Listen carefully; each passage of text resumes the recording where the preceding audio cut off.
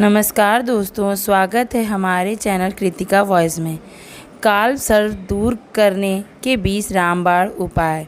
जीवन में जिन संकटों का आप सामना कर रहे हैं, कहीं उनका कारण काल सर्प दोष तो नहीं है। ज्योतिष शास्त्र में ग्रह और नक्षत्रों की गति के आधार पर कई प्रकार के दोष बनते हैं और भंग होते हैं। इन सभी का अच्छा और बुरा प्रभाव व्यक्ति के जीवन में पड़ता है। शास्त्रों में ऐसे ही एक दोष की बात बताई गई है जिसे काल सर्प दोष कहते हैं। इस दोष के कारण मनुष्य को जीवन में अनेक समस्याओं का सामना करना पड़ता है। कई बार तो हमें समझ में ही नहीं आता है कि सब कुछ सही चल रहा होता है और अचानक से चीज़ें बिगड़ जाती हैं।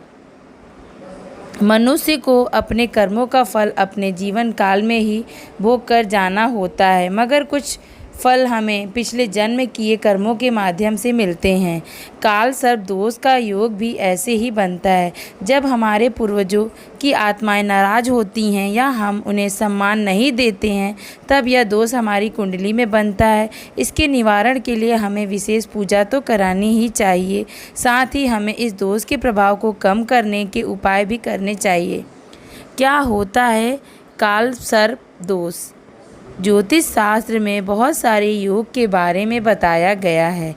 इनमें से एक है काल सर्प दोष। यह इस तरह का योग है जिसके कुंडली में बनने पर व्यक्ति के जीवन में मुश्किलें आने लग जाती हैं। ऐसा भी मान्यता है कि किसी व्यक्ति की कुंडली में यदि राहु और केतु ग्रह केतु ग्रह के बीच में कोई अन्य ग्रह आ जाता है तो काल सर्प दोष की स्थिति बन जाती है। फरवरी में काल सर्प दोष की पूजा कराने की शुभ तिथियाँ। काल सर्प दोष की शांति के लिए सबसे अच्छा समय सावन का महीना होता है। इस महीने में आप कभी भी काल सर्प दोष की पूजा करवा सकते हैं। इसके अलावा आप जिस तिथि में शिववास करते हैं, जैसे हर महीने की शिवरात्रि पर काल सर्प दोष की पूजा करा सकते हैं। आप प्रदोष, पंचमी, सोमवार के दिन भी ग्रह नक्षत्रों का शुभ संयोग देखकर यह पूजा करा सकते हैं। इस माह में आगामी काल सर्प की पूजा के शुभ मुहूर्त 14, 18, 19, 20, 22, 25, 27 फरवरी को पड़ेंगे। काल सर्प दोष निवारण के उपाय। पहला, सवा महीने तक हर दिन सुबह उठने के तुरंत बाद आपको पक्षियों को जौ के दाने खिलाने चाहिए। दूसरा, आपके अपने घर के मुख्य द्वार पर अष्टधातु या चांदी का स्वास्तिक लगाएं। ध्यान रखें कि आपको यह टांगना नहीं है, बल्कि दरवाजे या दीवार पर चिपकाना है। साथ ही आप दोनों में से किसी की धातु से बना नाग भी लगा सकते हैं। अमावस्या के दिन पितरों को शांत कराने हेतु दान आदि करें तथा काल सर्प योग शांति पाठ कराएं।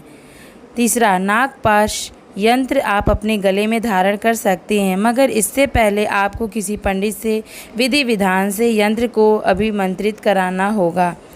चौथा, अपने शयन कक्ष में बेडशीट व पर्दे लाल रंग के प्रयोग करें, इससे भी दोष का प्रभाव कम होगा। फिफ्थ, नियमित हनुमान चालीसा का पाठ करें और मंगलवार के दिन हनुमान जी पर सिंदूर, चमेली का तेल व बतासा चढ़ाएं। छठा, साधारण पानी से नहाने के स्थान पर आपको सवा महीने देवदारू, सरसों और लोबान को जल में उबालकर फिर इस पानी को स्नान के पानी में मिलाकर उससे नहाना चाहिए। सातवां, सोमवार के दिन आपको शिव मंदिर में चांदी का नाग दान करना चाहिए। यदि आप ऐसा नहीं कर पा रहे हैं तो केवल मंदिर में जाकर चांदी के नाग की पूजा ही कर लें।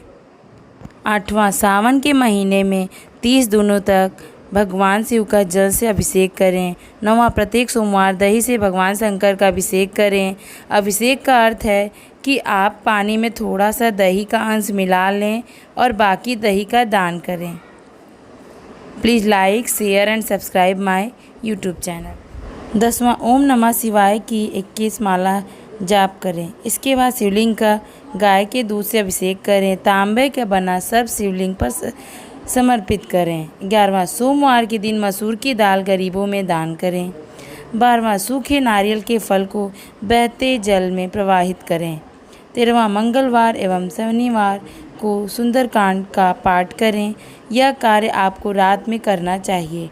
आपको बता दें कि श्री हनुमान जी पूरा दिन खुद सेवक बनकर श्री राम जी के चरणों में रहते हैं, इसलिए भक्तों को उनकी सेवा रात के समय करनी चाहिए। 14वां महामृत्युंजय कवच का नित्य पाठ करें और सावन के महीने में एक बार शिव जी का रुद्रा अभिषेक जरूर करें। 15वां शनिवार का व्रत करें और राहु केतु व शनि के साथ हनुमान जी की आराधना करें। 16वां शनिवार के दिन श्री शनिदेव को तेल अर्पित करें। आप तिल या फिर सरसों का तेल शनिदेव को अर्पित कर सकते हैं। 17वां प्रत्येक बुधवार को काले वस्त्रों में उड़द या मूंग दाल डालकर राहु के मंत्र का जप करें, फिर इस दाल को पीपल के पेड़ में चढ़ा दें। 18वां काल सर्प योग हो और जीवन में लगातार गंभीर बाधा आ रही हो तो केतु के मंत्रों का जप भी करना चाहिए।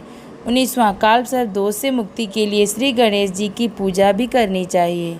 20वां भगवान श्री कृष्ण आराधना करने से भी यह दोष शांत होता है।